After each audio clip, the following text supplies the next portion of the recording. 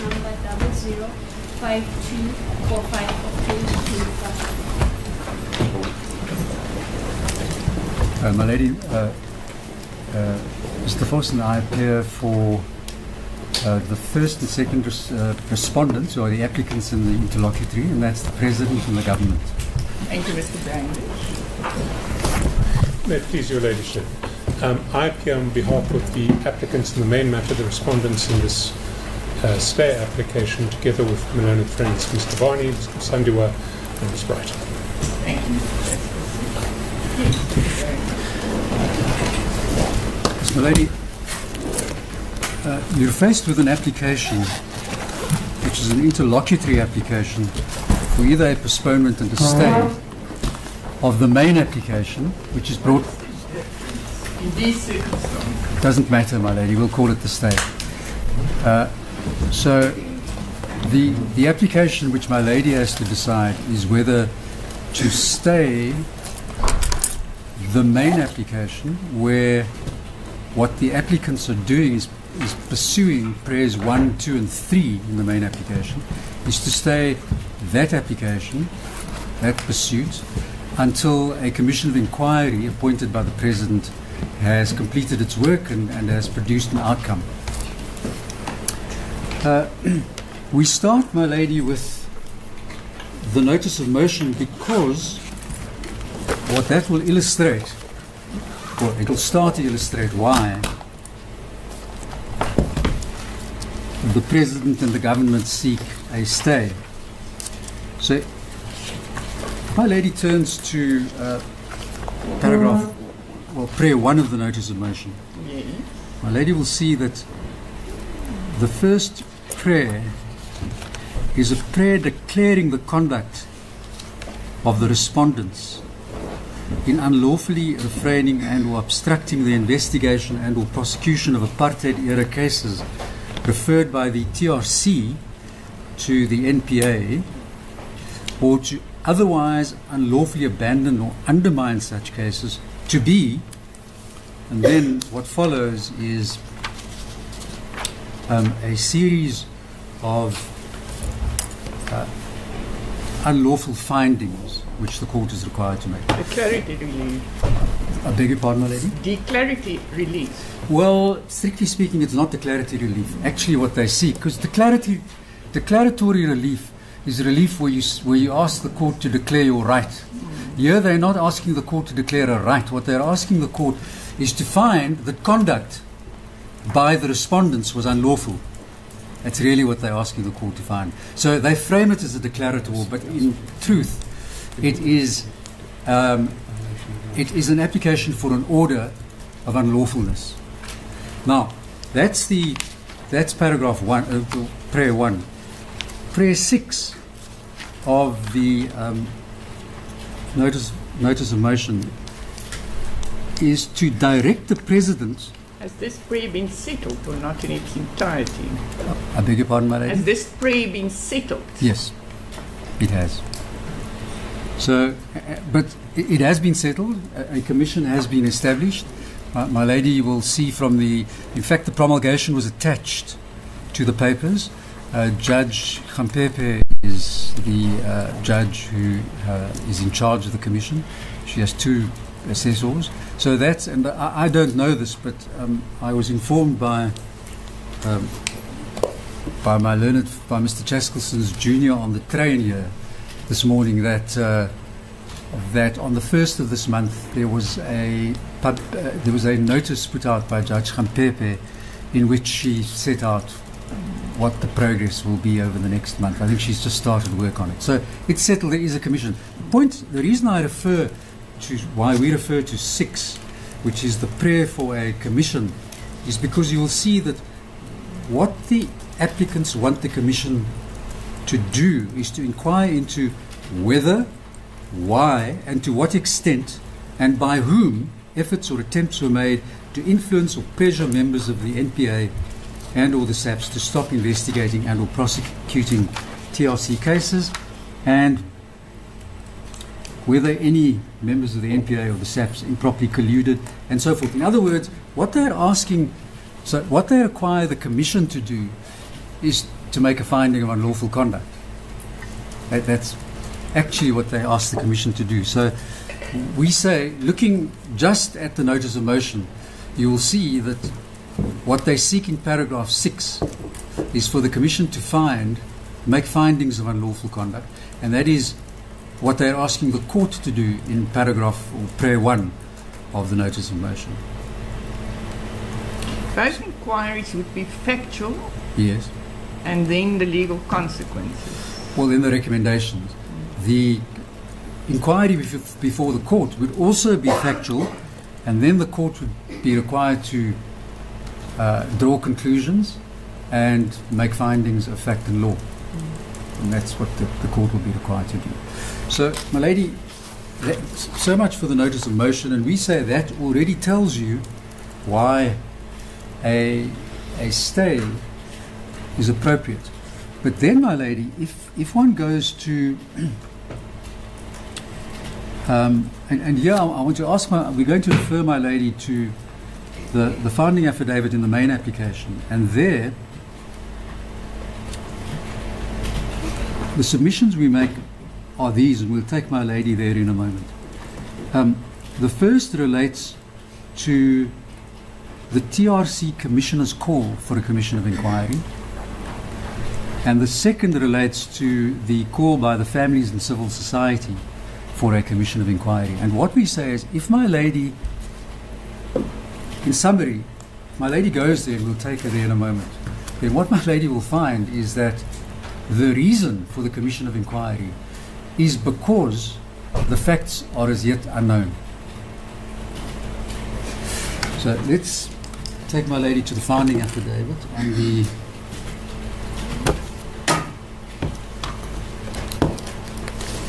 we go to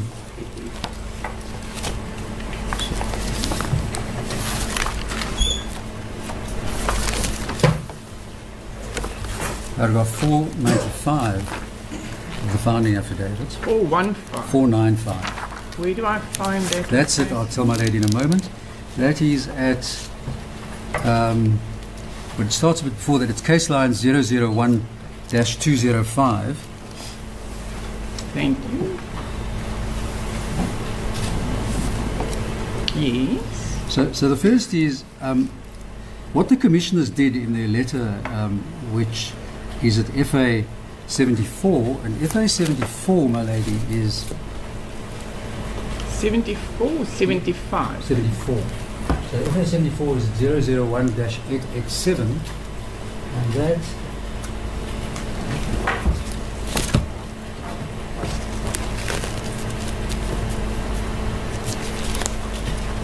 that is at case line 001-887.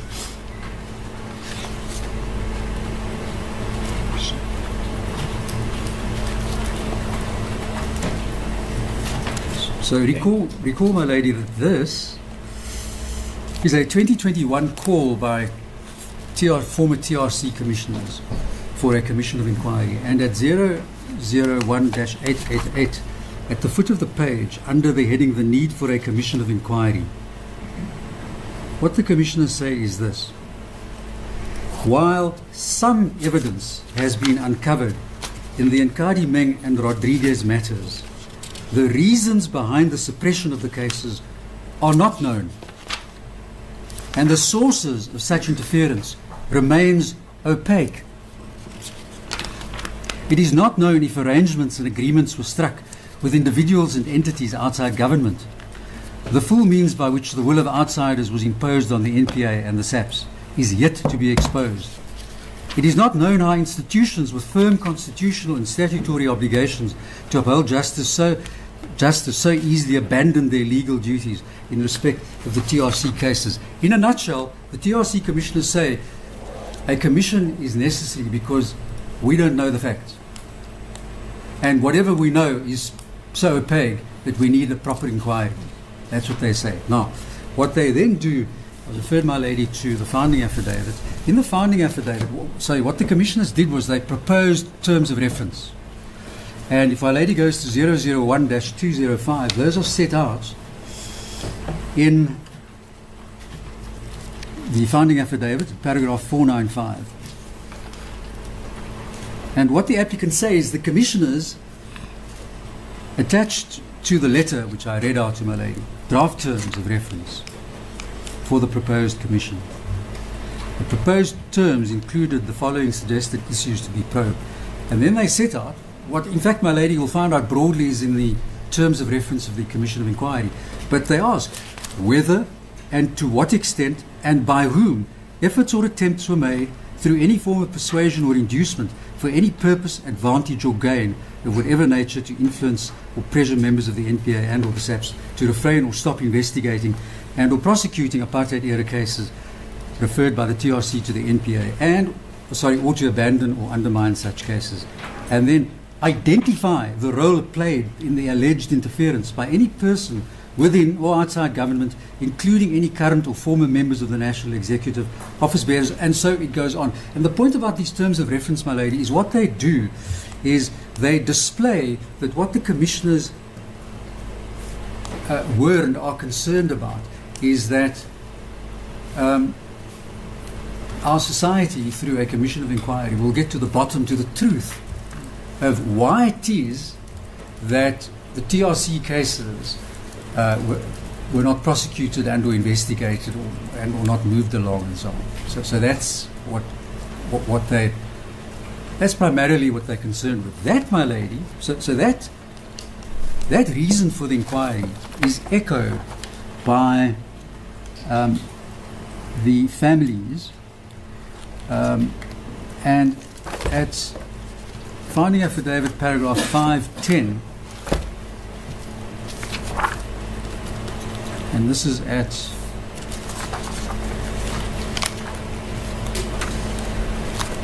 case lines 001-211. They say, this is in their affidavit in the main application, in respect of the dire need for a commission of inquiry, we pointed out that there is no longer any dispute that the political interference happened, given that the NPA had admitted that it succumbed to interference and that in Rodriguez, both the High Court and the SCA had expressed their dismay at how such interference could take place in the new constitutional order. We'll get to Rodriguez, High Court and SCA, we'll get to that in a moment, but let's just deal with this.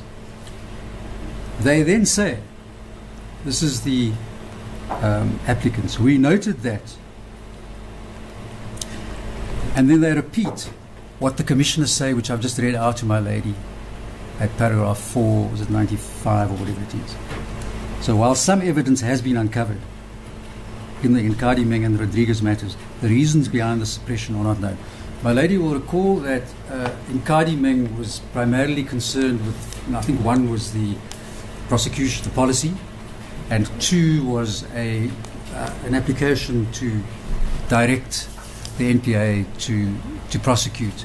And Rodriguez was concerned with an application by Rodriguez who wanted the court to permanently stay his prosecution because of delay. That's what those were concerned with. So they were not concerned with what the Commission of Inquiry, what the commissioners and the applicants say the Commission of Inquiry will primarily be concerned with. The Commission will be concerned with the true facts behind why these cases didn't proceed. And that's what the Commission is concerned with.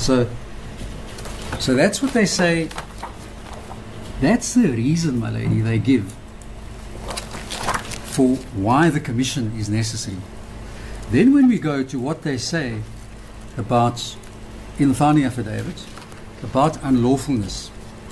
So remember, my lady, in respect of the relief in... Yes, correct. So what they do is they say, in the founding affidavit, they say, they ask the court to direct the president to establish a commission of inquiry. They say the need for a commission is in order to get to the bottom of the reasons why those prosecutions didn't... Who they were and so... Correct. Then they come to unlawfulness. And about unlawful, this is now, unlawfulness relates to paragraph 1 of the notice of motion, or pre 1 of the notice of motion. And here what they say is this. They say... Paragraph? At 001-217, paragraph 529. But it starts, is my lady there? Yes, I am. So the heading is a huge heading in bold capitals, violations of the law. So we read that to support the prayer one. That's how we read this. And then at 529,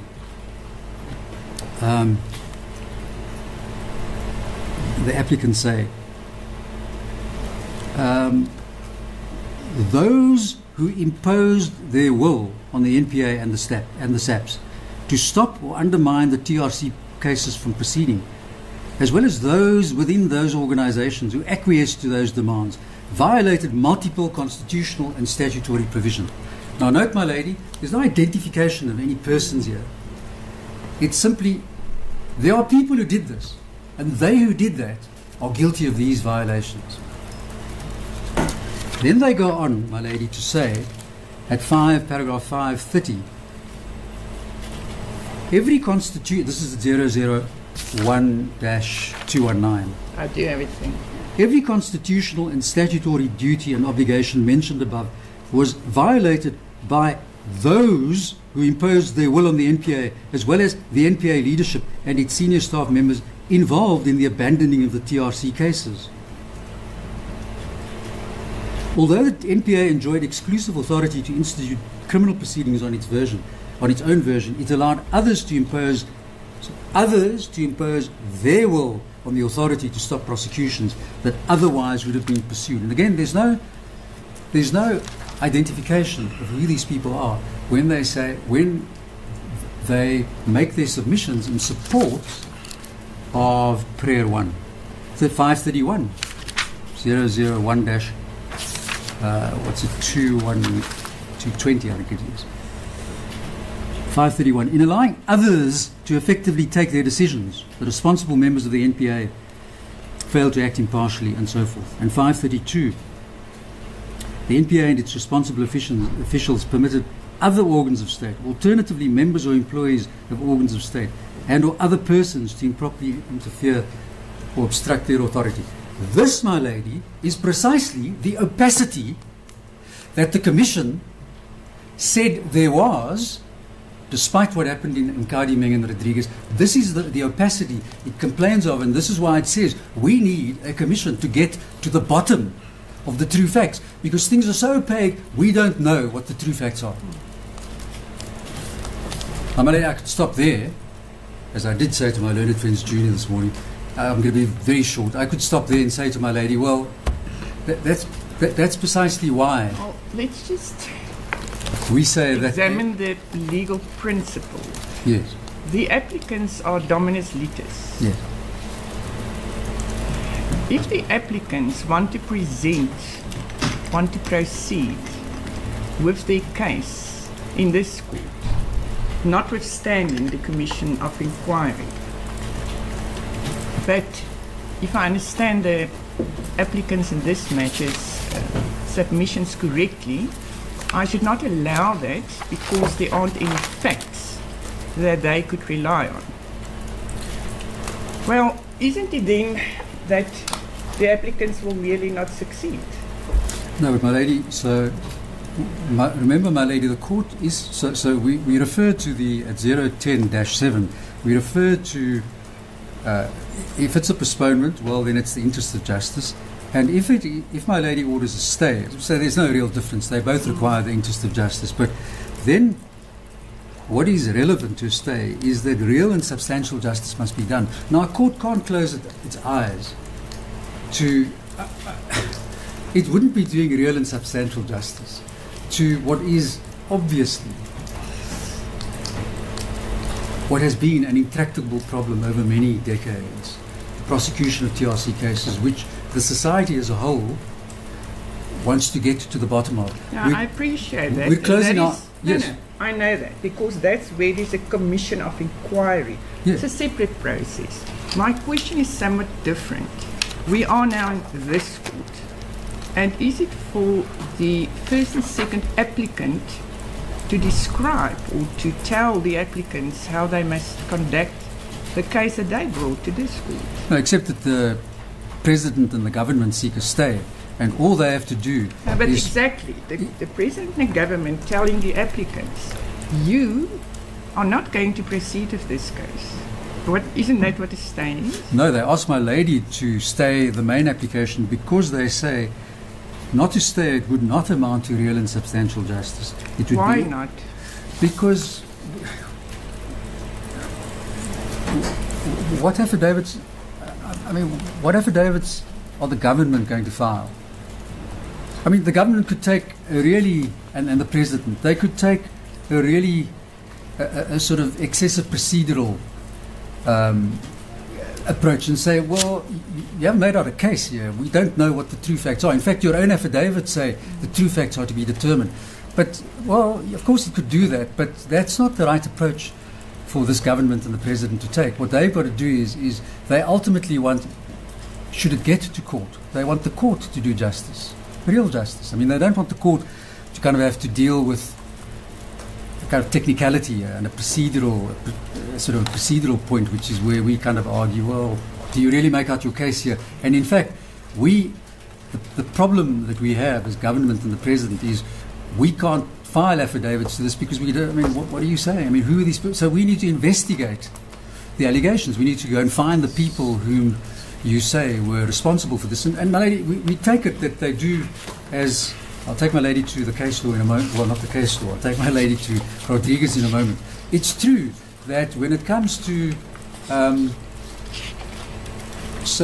when it comes to the allegations about interference in the Chikane case, it's true that there, the government and the president can't deny that Mr. Pikoli and Mr. Ackerman set out sufficient information from which one could conclude that there was interference in that case. It so happened that they ignored that interference and got convictions and sentences. But one can conclude from that there was an attempted interference.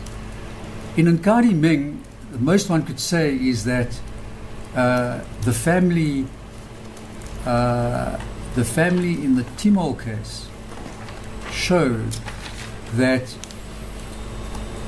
they were told that it couldn't be investigated or prosecuted because there wasn't evidence. And yet, ultimately, evidence was found, presented to the inquiry and at the inquest. Yes. And at the inquest, a finding could be made. So there they say, look, we were told that there isn't evidence. That delayed the inquest. And it is, I mean, that's the evidence. It is possible that they could argue that delay in was... those instances, although there had not been an inquiry, commission of inquiry, there were sufficient facts for the government to answer to. Correct, my lady, because what happened ultimately was, at the inquest, the information was produced. I mean, that's But that's a different procedure from correct. What we have here, the post-motion. Correct, it is different, my lady, but... No, I'm just also saying it is in an inquest, Yeah. one could call witnesses, which in a post-motion, Well, should not have. You should not have to, unless there are disputes and they're genuine and they're limited. But, I mean, what would be the... potentially, there could be... I mean, if there were allegations of fact against certain individuals, apart from the Chikane case now, which isn't relevant here because Chikane isn't, his family isn't here. He's not one of the applicants. So he doesn't complain, or his family doesn't complain that his case hasn't been prosecuted. These are families who, quite properly, and has this, the sympathy of the president and the government, quite properly, to whom one can be hugely sympathetic. They say, look, we don't yet have closure here, as they say. The prosecutions haven't happened. That is of concern and should be of concern to any government if it cares about, one, its citizens, and two, its citizens who died in fighting for ultimately what we now see in the Constitution. So there's no question that obviously that must be, those facts we must find them, we must get them, we must locate them, we must expose them, shine a light on them, all those things. We've got to do that. But at the moment, you can't do that in the opposed application. Now, my lady asks, well, why don't you just go to court and say to the court, well, you haven't really made out a case. And on the basis of Bowman, D'Souza, Roldau, and all those cases that say you don't have to put up an affidavit if they haven't made out a proper factual case. Well, the President would prefer, and the government, to put up a proper affidavit where they say, well, this is what happened, because ultimately their interest is the truth. Their interest isn't to simply fight the families on procedural matters. I mean, that just... One can imagine how that would go down politically. I don't think it would go down very well, my lady, where the families say, what kind of government is this taking procedural points against us? And so the President is concerned that... Well, if the families forces government's hand, then there's not much government can do. Well, that is true, but government says there's a way out of this. There is a convenient way out of this. And the way out of this is to have the Commission take evidence, make its findings, and all the problems that are highlighted in the papers, which is, well, that's down the road, it's another inquiry. We say, yes, all of those are true, but the point is you will then have facts placed. Facts will come to light. And you can make of those facts what you like. You can, as the families, you can say to the Commission, now you make findings, and these are the recommendations you make, including recommendations on whatever consequences should flow. Well, it's not binding on the court. That's true, but you could also go to court once you've been through that and you've got all the facts.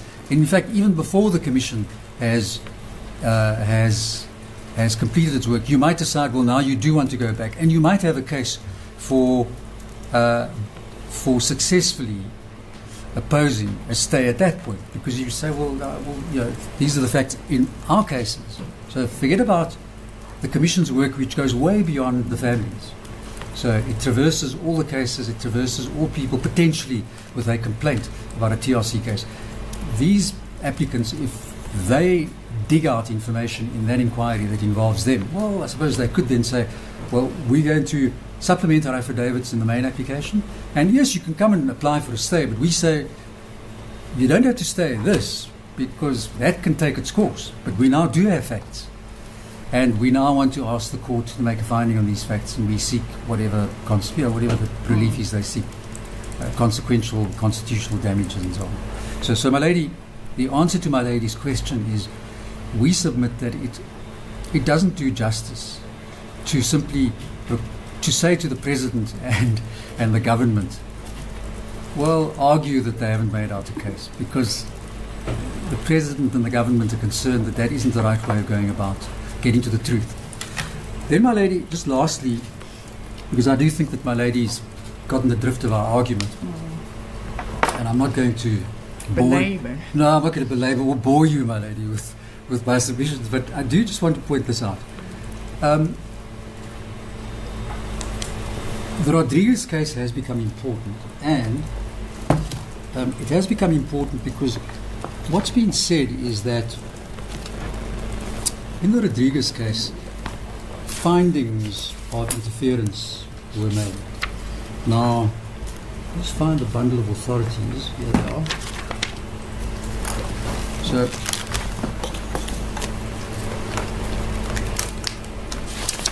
in the High Court, there was the full bench. Colopin J.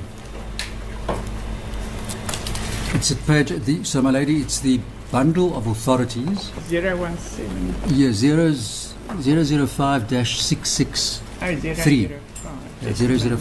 005-663.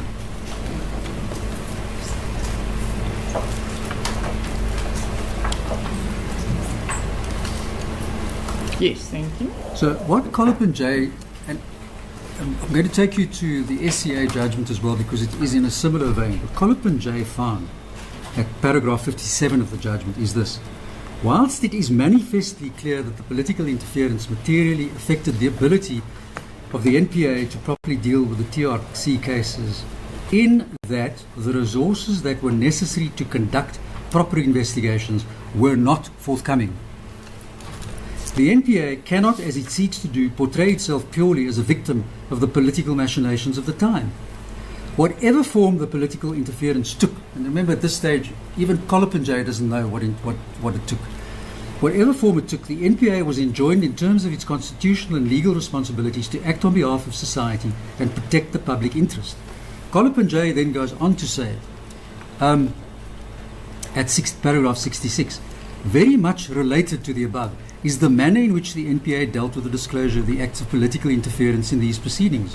The main answering affidavit of the NPA was signed on 3 December 2019 and filed shortly thereafter. There was no mention made of the political interference that was brought to bear on the NPA. In other words, when they initially opposed Rodriguez's application for a permanent stay of his prosecution, they didn't say anything about political interference. The fourth respondent then filed an answering affidavit, wherein he set out in considerable detail the political interference. In our heads, we tell my lady what he actually sets out there. They're a series of conclusions. This included the affidavit deposed to by Advocate Pikoli in the Nkadi Meng matter, and that's the affidavit which is part of the main application, as well as the memorandum prepared by him in February 2007, expressing his grave misgivings about such interference and his reluctance to go along with it. It was only after this affidavit was filed that the NPA then revealed the existence of the political interference, and then also filed the affidavit of Advocate McAdam, which further detailed the extent of the interference. And, my lady, even in its affidavit where it then says, look, we say there was interference. Now, this is the affidavit by Pretorius, and that would be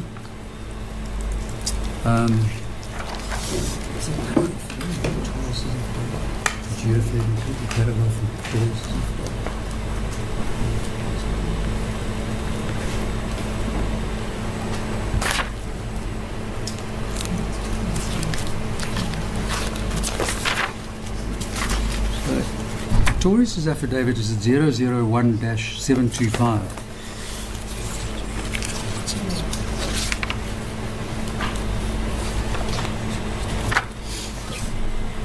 Here we go. It's paragraph 2.16. So it's 00. So it starts at 0.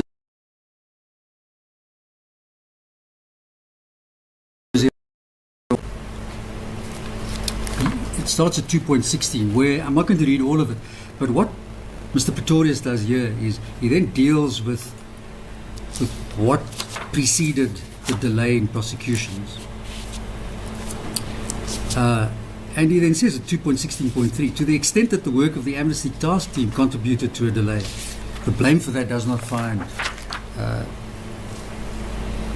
place to sit in front of the first offending's doorsteps. And at 2.16.4, he says, at best, the government of the Republic could be criticized for not having entertained the thought of establishing another amnesty process similar to that of the TRC process. But that is as far as the criticism can go. There is absolutely no evidence placed before the court to suggest that the entertainment of such a thought was malicious and not at all in the best interest of justice. In other words, even in his affidavit where he concedes.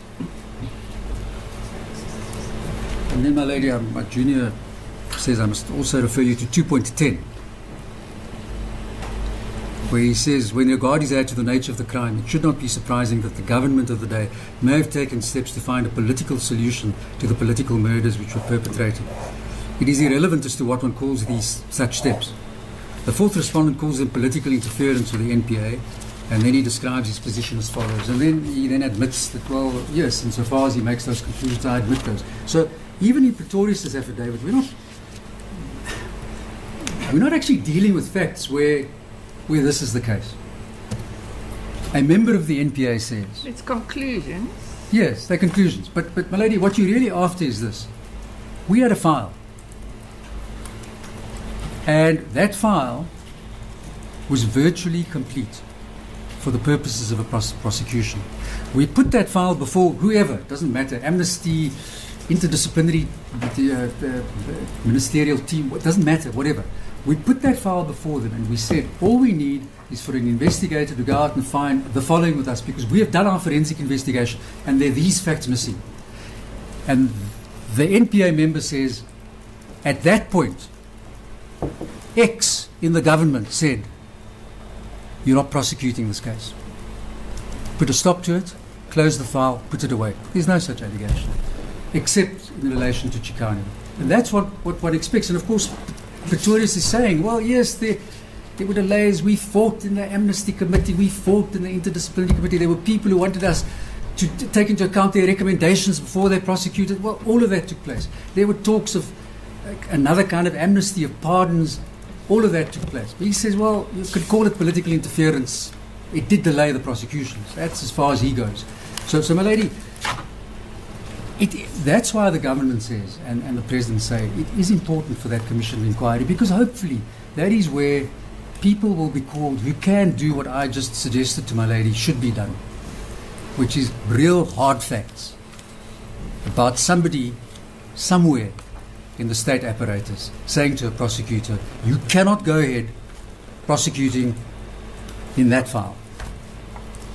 We say put a stop to it. And if you don't, these will be the consequences.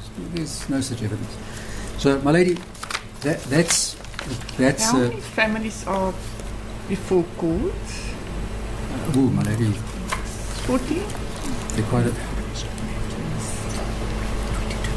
Junior will tell you, I thought there were about 18, but there could be more. 22 families. So, just for interest's sake, if in each of those families, it's 22 people, is that correct? 22 families. So they are... One, yes. So to take 22 files, would it be that difficult? And look at those files?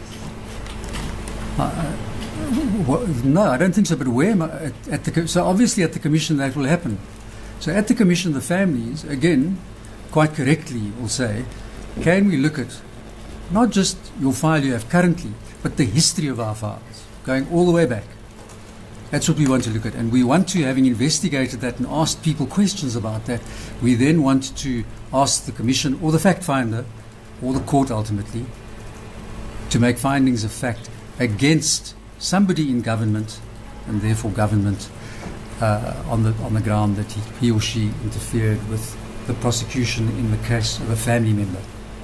I'm just thinking the manner in which the other cases were resolved was because there was someone looked at a file, is that correct? Yes, my lady. Someone looked at a file, and as Mr. McAdam will tell you, people didn't look at files for years. I mean, that's the problem. Very little happened. It's a little bit like waiting for Godot. Nothing happened. In this case, for a very long time.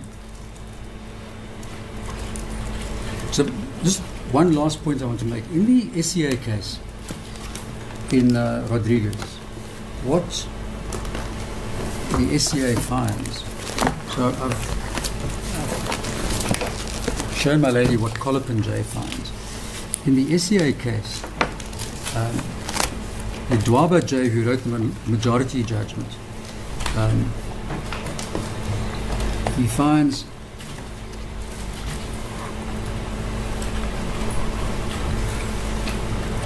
all he finds it at paragraph 26, and that is so this, my lady, was uploaded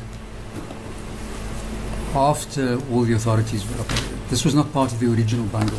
I'm not sure what number it is in the authorities bundle. At 26, the Dwaba J says, it was during this 14-year period that the executive adopted a policy position conceded by the state parties. The TRC cases would not be prosecuted. Again, just a very broad, sweeping conclusion. It is perplexing and inexplicable why such a stance was taken, both in the light of the work and report of the TRC, advocating a bold prosecutionist policy, etc., etc. And then he goes on to say, at paragraph 30, the ineluctable conclusion in all the circumstances is that political decisions were taken by the executive which may have affected the investigation and prosecution of TRC cases. That's as far as the Dwaba AJ, I beg your pardon, the SCA was prepared to take it. There were decisions that may have affected the investigation and prosecution. It didn't say that they did affect them. And then Kachalia J.A., who wrote a minority judgment, he said this.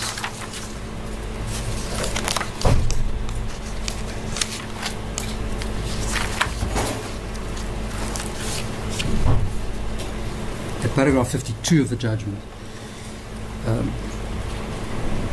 Yes, I do have it, thank you. He says, apart from the delay and the consequent prejudice to the appellant that may have resulted therefrom, the other grounds relied on by the appellant to support the stay are either speculative or amenable to being ameliorated through less drastic remedies. The first is the accusation of political interference that resulted in the initial decision not to prosecute Apartheid-Era crimes, including the present case, and contributed to the delay. The NPA disclosed this interference, but insisted there was no trial-related prejudice. Allied to this ground is the contention that the prosecution is being pursued for an improper purpose, which overlaps with the case of political interference being made. The court rejected both contentions. Its conclusions cannot be faulted. And what happened? So what happened? In fact, what they're saying is, listen, in what Rodriguez said was he relied on political interference for his application to stay permanently the prosecution. And what Collip and Jay found, and what the SCA says is, well, that's really neither here nor there. There may have been, but we're dealing here with a delay. And for the purposes of your delay, well, in fact, the NPA say, yes, there was a delay, but there was no trial prejudice. And the court, the SCA says, well, when it comes to a delay, that is really not, that's not a key component of our decision in deciding whether delay should result in permanent stay. It doesn't feature in our decision. It applied the rules, the common law rules, applicable to the stay of prosecutions. And it said, you don't comply with those. So my lady, even insofar as there is reliance on Rodriguez, and again we say that in Rodriguez what featured there was primarily what the applicants call, the families in this case call, direct interference. They refer to it in the affidavit under heading direct interference, and that is the interference related to the Chikane case. And as we say, well, that's not going anywhere because that's been resolved. Unless there's anything else, my lady, those are submissions. No, I will hear you in reply. Thank you. Mr. Chaskelson?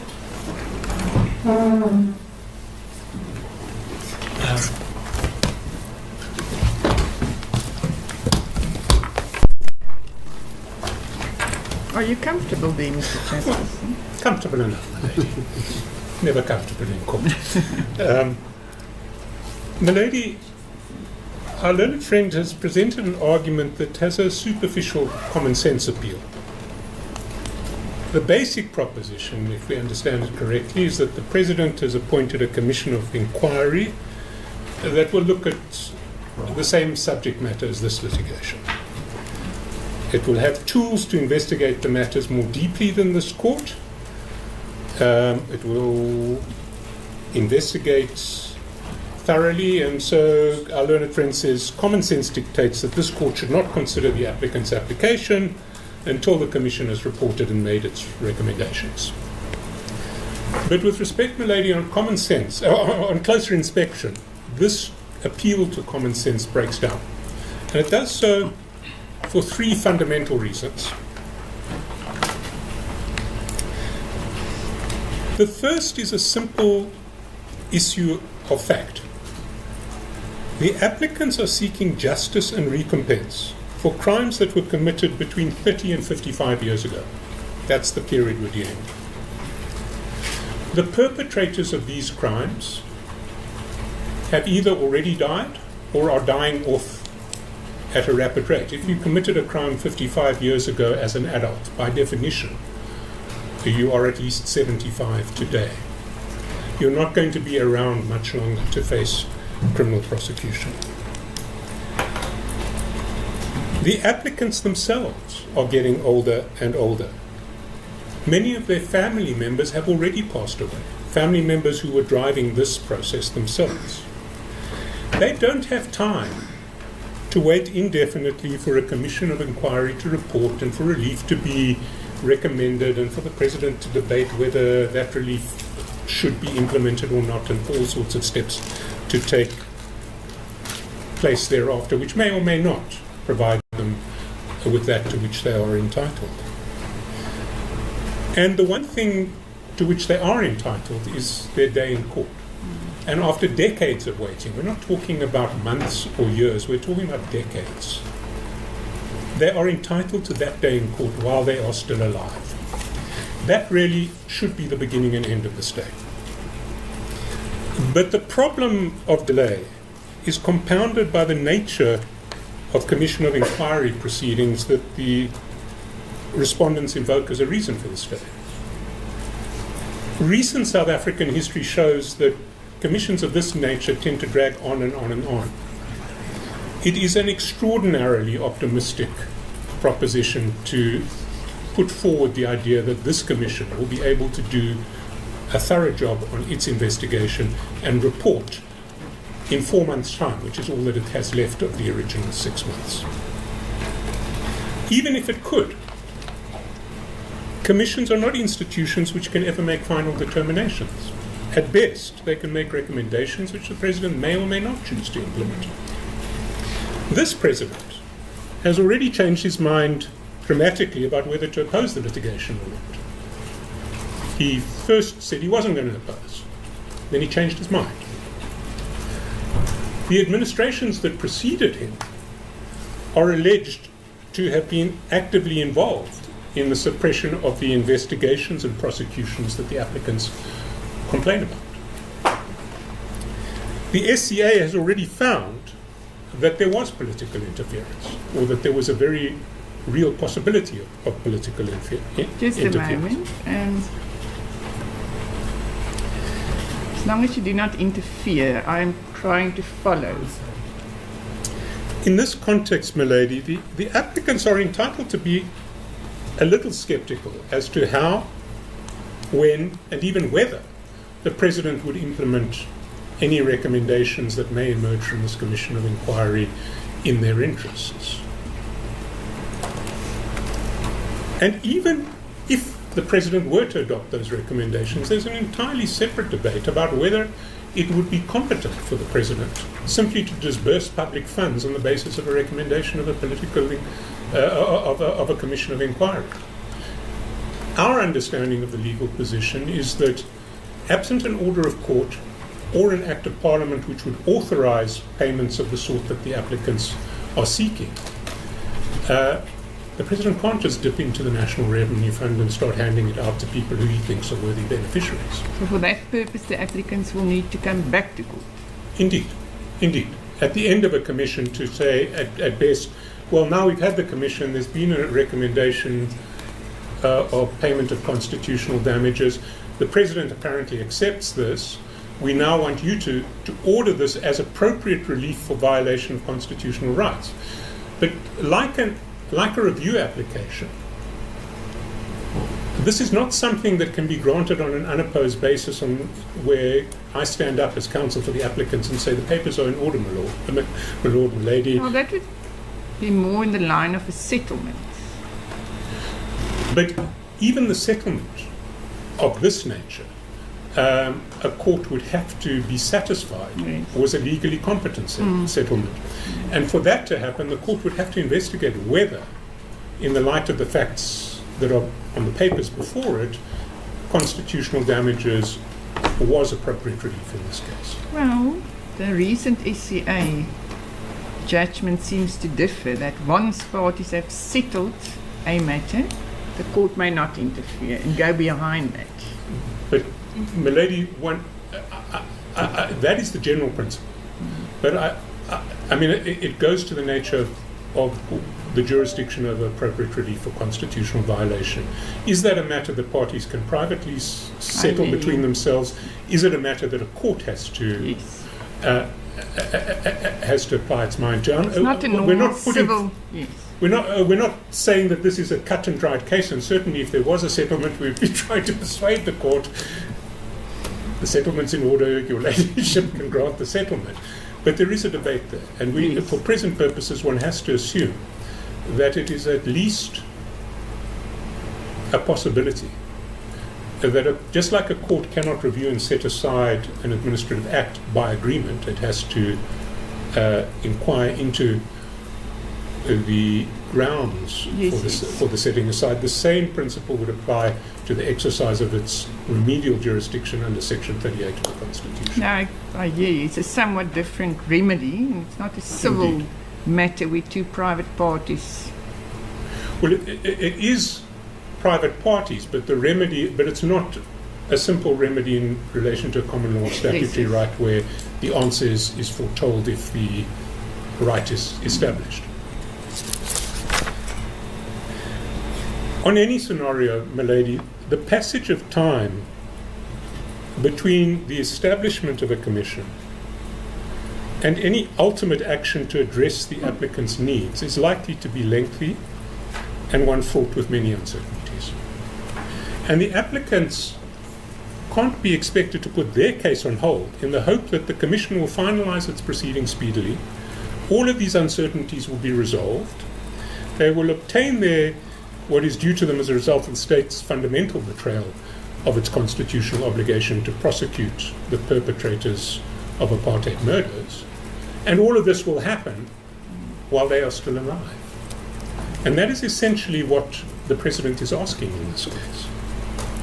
There's one last submission that we make, my lady, which is that the request for a stay is constitutionally offensive because it is a violation of the fundamental right of access to court. If we strip away this veneer of common sense, what's actually taking place is the following. The President is a respondent in pending criminal proceedings over a justiciable dispute. He doesn't want to take a politically awkward decision. We've just heard that. For political reasons, he doesn't want to choose where he stands in this dispute. So he doesn't want this dispute to go ahead and be resolved in court as quickly as possible. And why he doesn't want it is because it's politically awkward for him. So wearing his hat as President, not as respondent, he has created a body to advise him on the very issues which form the subject matter of the pending proceedings. And he's done that months after the proceedings were instituted. He's rejected attempts to mediate the dispute. This advisory body that he's set up will have no power to bind him. Best, it can make recommendations which he can reject or accept as he sees fit. Even if he accepts those recommendations, they'll have to be implemented. He can choose how they're going to be implemented. And in this context, he is asking the courts, your ladyship in particular, not to entertain the justiciable dispute that the applicants have brought before the court. He says, wait until my advisory body has told me how I should respond to this dispute. Then you can look at this justiciable dispute. But that's a fundamental violation of the applicant's constitutional right of access to court. That right is a right to have a justiciable dispute with the President determined by a court. And it's trite that justice delayed is justice denied. But that trite proposition has particular power in this case because we're talking about applicants who include elderly family members of victims who were murdered between 35 and 55 years ago and who don't know how much longer they have time on this earth. So this is with the delay that Indeed. we've dealt with, yes. So delay here acquires a particular power Yes. and importance. People have a right to have this case determined while they are still alive. And if the case is delayed indefinitely, and in the process some of the applicants pass away, then that's a fundamental denial of justice. And it's not your ordinary case where a delay of 6 months, a delay of a year is essentially neither here nor there. This is a particularly critical delay situation, and in due course I'll take your ladyship to the papers just to illustrate that proposition, because when one looks at the individual affidavits of the applicants, one sees how many of the family members have already died, passed away through old age or illnesses associated with age, how old the applicants themselves are, and how there is a very real risk that if this matter is not resolved soon, if the hearing does not take place at least on the ordinary basis, and one would hope on an accelerated basis, the people who want this justiciable dispute determined may not be here to see whatever the result No, I is. do have that point. Now, if a private litigant came to court saying, let's put this litigation on hold, I want a year or so to give my advisors an opportunity to consider the subject matter of the dispute and to advise me so I know where I stand, well, you'd laugh that private litigant out of court.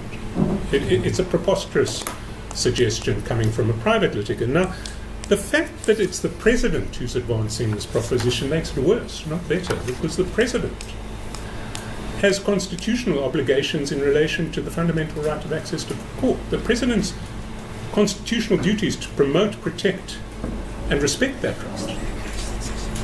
A private litigant has no such obligation. The President's there to give effect to the right of the court. The Commission of Inquiry part and parcel of executive functions. It must be if the appointment of a commission of inquiry. Yes, and the work that the commission do, because the recommendations will be presented to the President. Indeed, it is. But one has to separate the function of the commission and the function of the court. That is where I'm getting to. Indeed. Because the court function totally separate or independent. Indeed. From the executive. So it's the three arms of government, and the judiciary should not interfere, and the executive should not interfere in the judicial process. Absolutely, Melanie. And I mean, there are fundamental differences between a court and a commission of inquiry. A court is there to decide disputes between parties. That is the primary judicial function. And a court, particularly in civil proceedings, does so in a matter which is not proactive. It looks at the evidence before it, and it decides on the basis of the evidence before it, not on the basis of any other evidence, whether rights have been established and what remedies should flow if they have been established. And then it makes orders. If it has established that a right has been violated and there is an appropriate remedy, and once it makes an order, the party in whose favour that order is made has the ability to execute that order, to engage the machinery of the court to have it executed. A commission is a completely different animal altogether. First of all, it sits within the executive. It's there to advise the executive, the head of the executive. It can't determine any rights. It does have the benefit of being able to call witnesses and for witnesses to be cross-examined. So it is a very useful tool, if I can call it that. But that's separate from the judicial system. Indeed, it's completely separate from the judicial function. I mean, that only illustrates it. Your ladyship sitting in civil proceedings can't say, well, to get to the bottom of this, we really need to hear from X. So I'm going to subpoena X because I want to get to the truth. I don't want to decide the dispute on the evidence before me. I need to find the truth outside the evidence before me. So I'm going to subpoena this witness. I'm going to call for the production of those documents. That can't happen in a civil process. And what is happening in this stay application is two things are happening. First, the President is seeking to avoid having to make a politically awkward decision and is asking the court to spare him from making a political awkward decision.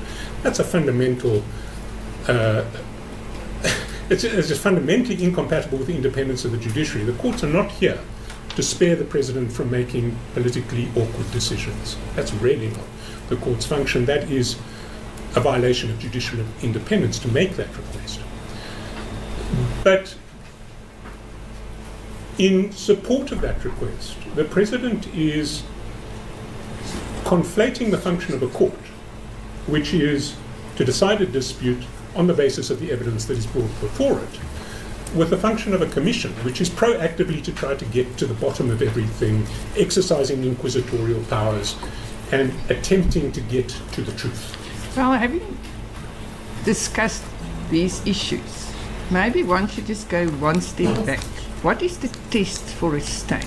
It must be in the interest of justice. Well, it must be in the interest of justice, but if one looks at the precedents, once Convenient? no, because it's more than convenience. A stay of proceedings is slightly different from a postponement, because a stay is linked to something else. It's a stay pending finalization of another process. And if one looks at the authorities, and we've done that in the heads, it starts at page 27 of the hard copy heads. It's 005 to 11. The test is interest of justice. I'll come back to that test later. But the categories that have crystallized are fairly limited. There is one category where there are parallel civil and criminal proceedings. And certainly the old law was always, in those circumstances, you didn't want the criminal accused to be prejudiced by having to go on oath in the civil proceedings until the criminal proceedings had been finalized. So you would stay the civil proceedings pending finalization of the criminal proceedings. But these are both proceedings by courts of law. And even that principle seems to have been eroded substantially under the Constitution. There are a range of judgments which say the right to silence doesn't mean that you can choose when and how you want to litigate your civil proceedings when there's a pending criminal proceeding. But let's treat that as one specific category where stays were recognized.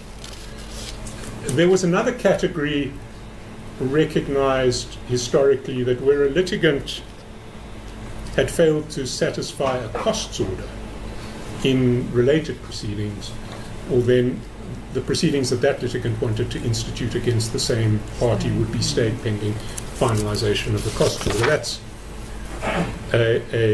again a very specific category. Now, outside those specific categories, when one looks at the case law in relation to stays, one sees there is a principle that if there are judicial or arbitration proceedings that will set up a res judicata or an issue estoppel on the matter before the court, and if it's more convenient for those proceedings to be determined first, then one would stay these proceedings pending finalization of those proceedings. But res judicata, that's only in judicial proceedings, indeed. When one gets out of the courts and one goes to administrative bodies, or bodies that are part of the executive, there are cases where a statute that gives an organ of state the power to make certain determinations specifically vests the courts with a discretionary power to stay civil proceedings that may be determined by the administrative determination. And we've given some examples in paragraphs 43 and 40, footnotes 43 and 44 in paragraph 63.2. There are cases in copyright law that we've come across where there isn't a specific statutory power to stay, but the courts have nevertheless assumed that there is a power to stay pending a decision, or I call them intellectual property because they're not just copyright, pending a decision by the relevant functionary who will determine whether that intellectual property right exists, either by confirming a patent or granting a deviation from that, but do that administratively, and that determination will be a final binding determination in administrative terms, but it will be binding, and because it will be binding, it will then determine the outcome of the parallel civil proceedings. That makes sense. And those examples we've addressed in paragraph 45. That's somewhat different than what we have here, because it is then binding. Absolutely, my lady, and that is the crucial issue. That we cannot find a single case where court proceedings have been stayed pending the finalization of other proceedings which will not be binding. The only purpose of staying court proceedings in this sort of context is if the subject matter of the litigation is going to be determined in another forum, determined, not Yes. pronounced upon in a recommendation, but actually determined, then a court has a discretion to stay. And what's significant, my lady, is that in the cases that we've seen where the court doesn't have an express power to stay pending the parallel administrative process that will determine the issue, we have seen courts assume a power to stay. We haven't seen courts actually staying. They've assumed a power, they've investigated, and they have emphasized that that power if it exists, has to be exercised extremely sparingly, and on the facts of their individual cases, they haven't exercised it. But so if one steps back and looks at the field of stays, one sees stays are clearly recognized where there are parallel legal proceedings or arbitral proceedings which will set up a res judicata that will determine the same issue. Or would have a binding effect. Which would have a binding effect. They are clearly recognized where a statute which sets up an administrative decision-making power that can determine the dispute before the court expressly vests the court with the power to stay if it's convenient to do so. And finally, there appears to be recognition that even if there isn't an express power conferred by statute, if the statutory determination will be dispositive, will determine That's the the dispute. inherent power that a court has to Indeed. its own procedures. Indeed. But in that context, the courts have always emphasized that that is a power. The power of stay in those circumstances has to be exercised sparingly. Yes. And the footnotes in that regard, the leading and most recent case in that regard is cited at paragraph 45 of our heads. It's the Clipsal Australia case at paragraphs 18 and 19. It's an SCA judgment from 2010.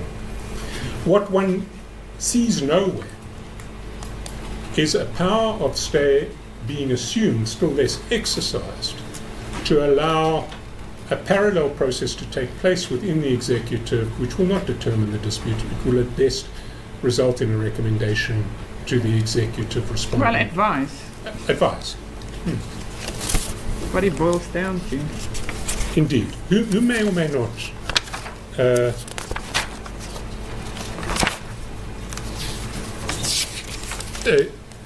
accept that finding. I'm going to go briefly to the papers just to emphasize the criticality of delay in this case. But before I do so, I just want to get past this red herring that has been raised in the papers, on the heads, and indeed in my learned friends' submissions, which is essentially an argument that, well, the applicants have made up no case. They're bound to lose. And your ladyship, with respect, put your ladyship's finger on that, the flaw in that argument, which is the applicants are dominus litis. If they, wrongly advised by myself and others, believe that they have a case that is arguable, but in fact they don't, well, then they will lose. Yes. That is how it Could works. never be that a respondent say, stay the case, because applicant, you do not have a good enough case. Indeed. I want to emphasize that we, this legal team and the applicants, are confident in the merits of their case. But I don't want to take your ladyship to chapter and verse in this regard. It's frankly not the respondent's choice. The respondent thinks that we have no case, well then let it stand up in court and say you have no case. your application must be dismissed. That's how the resolution of justiciable disputes takes place. A party to a dispute can't say, well, actually, for political reasons, I don't want you to lose your case, so I'm saying don't run your case now, because then you will lose it, and I don't want to be the party. I don't want to be seen to be winning this case. That's not the business. Well, a court should not give much credit to that sort of argument.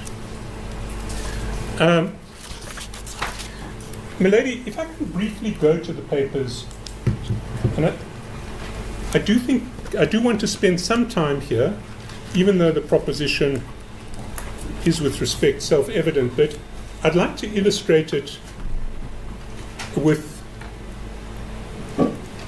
examples from the papers. Mr. Chaskelson, I notice it's almost tea time, and if you are now moving to directing the court to facts, would this be a convenient time? It would. Thank you. Court adjourns until 11:30.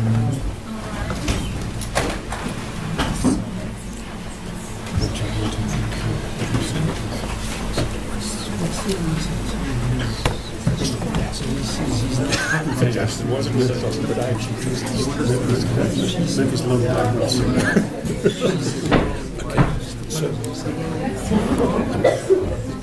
trying to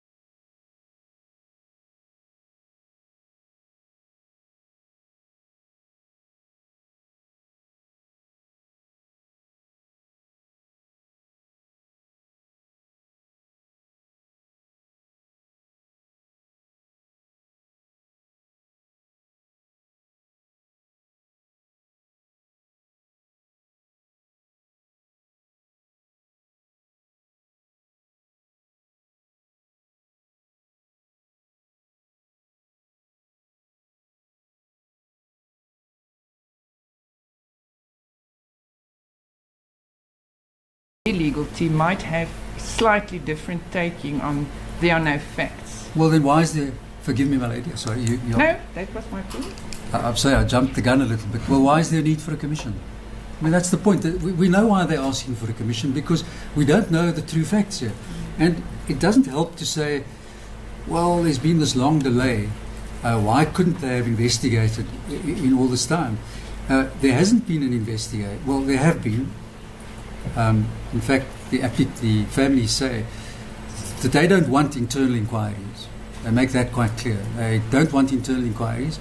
They object to them. And that's also why they call for an independent commission of inquiry, which, by the way, isn't advisory.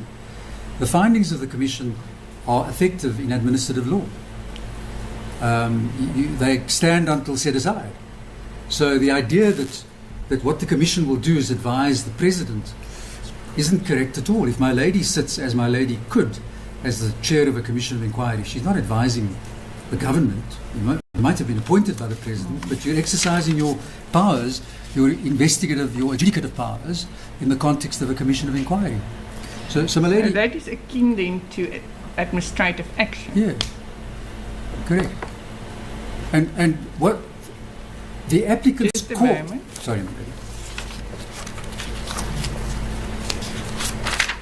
And the court will be bound by those. Yeah, but the findings, yes. Of course it will be bound by the findings. I mean, you can have them set aside on the review, but until then, those findings bind everybody.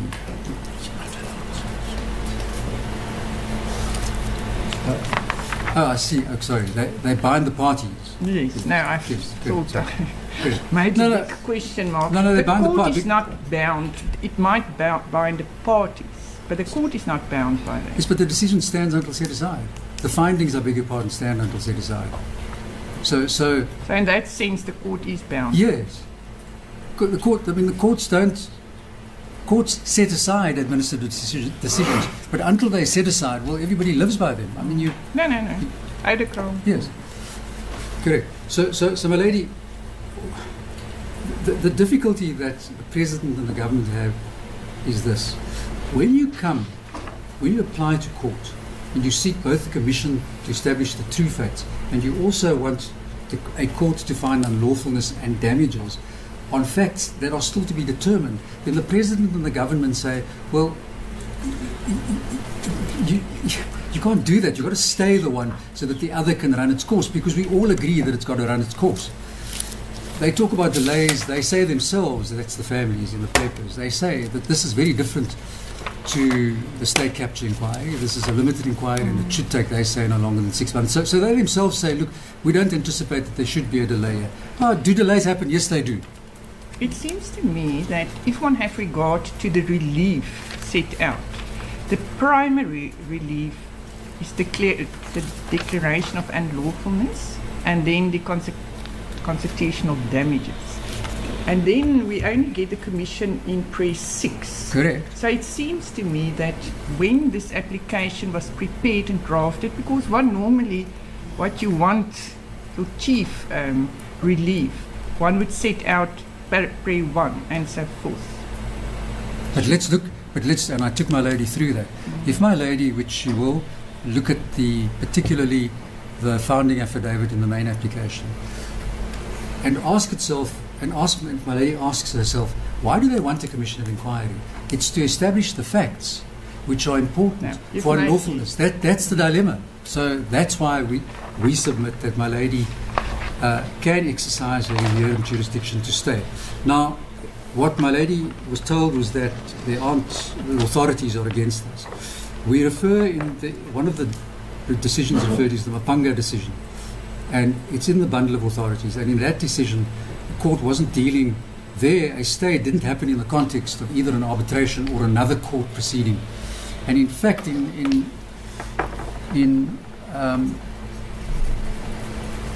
Caesarstone, the court proceeding was in a magistrate's court in Israel, which I doubt binds the high courts here. But it was in a magistrate's court in Israel where the litigant said, well, stay this until that's decided. So my lady, the idea that that the authorities say that my lady can only exercise her discretion in the limited context. No, I do not think, because it can never be limited, Yes. otherwise there isn't a discretion. Correct. I think one is just looking for maybe examples of previous cases. I'm aware of the Mapanga matter, and that was also legal proceedings whether it would be binding, but I hear you. Yes, and in Mapanga they stayed the eviction application in the High Court until Miramotu, by the way, the court did, and it said, well, you must go. And there, one of the litigants who was sought to be evicted had not gone to the rental tribunal, and the court said, I'm going to stay this until you do all of that. Hadn't even done that at the time, and did so Miramotu. And the Constitutional Court, as we understand it, held that that was permissible. So the notion that the authorities are against my lady exercising her discretion in this context is not a sound one, because there are authorities that say that my lady can. Then my lady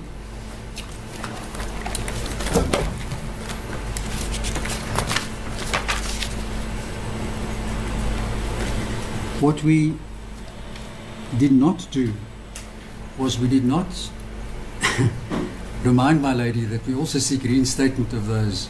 Oh, I do not think that is, as I've read the papers, the applicants are not, the respondents are not opposing. The reinstatement is not in this. So thank you for pointing that out. I do not have a problem with granting the reinstatement relief. I didn't ask for it, my lady. I got so excited about the argument. It's a very interesting argument. Yes, it is a very interesting argument. So we understand. No, our learned friends have not opposed it. I just But didn't. one should do it, yes. We never asked my lady to. We never reminded my lady that that is one of the orders that is sought. Could I just check with my learned Judy if there's anything else? Those are submissions. Thank you. Milady, Just also, there's one thing I never understood, and is that, legally speaking, the findings of the Commission, is that akin to administrative action?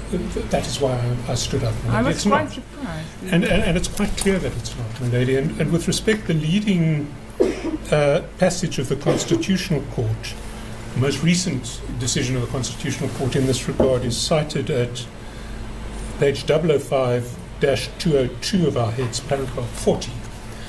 It's what the Constitutional Court said in the State Capture Commission case, and quoting from what the Constitutional Court had said previously in the SAFU Commission case. And there, in State Capture, in the passage reproduced at paragraph 40, the Constitutional Court said, notably in SAFU 3, it was emphasized that, and we've underlined it in our heads, the findings and recommendations made by a commission established in terms of Section 84(2)(f do not bind the President. The President is free to reject them in their entirety. And then it quoted from SAFU. In the case of the appointment of commissions of inquiry, it's well established that the functions of a commission of inquiry are to determine facts and to advise the President through the making of recommendations. That's the word that I use. So Indeed, and the court emphasized the President is bound neither to accept the Commission's factual findings, nor is he or she bound to follow its recommendations. But the courts are bound by that. No, Not with the respect, President. no. The President It's just interesting. nobody is bound. The only function of the Commission is to advise the President. That's the way I understood it always. This is not. I think, with respect, my learned friend is conflating principles relating to a decision of the Public Protector or a report of the Public Protector or another Chapter 9 institution with reports of a Commission of Inquiry. They are purely advisory, purely for the benefit of the President, who may choose to accept them or reject them at his will, both the findings of fact and the recommendations. And a court is completely unbound by them, because a court is, it would be improper, with respect, for a court to have regard to evidence and findings in a collateral proceeding for the purposes of a decision in a matter where that court has to decide the issue on the basis of the evidence before it. But in relation to the status of a commission, the law is absolutely clear from the Constitutional Court in those two judgments cited in paragraph 45. It's purely advisory, not binding on anyone. Thank you. Well, I've been thinking while I read the papers and listening to the submissions, it's very interesting. I mean, it's an interesting matter to me. And I think on a lighter note, all I want to say is I am glad I'm a judge and not the president. Judgment is reserved, court will adjourn.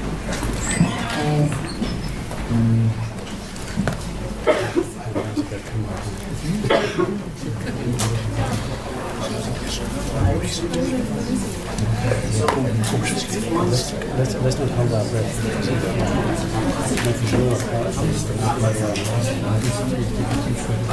I mean, the difference is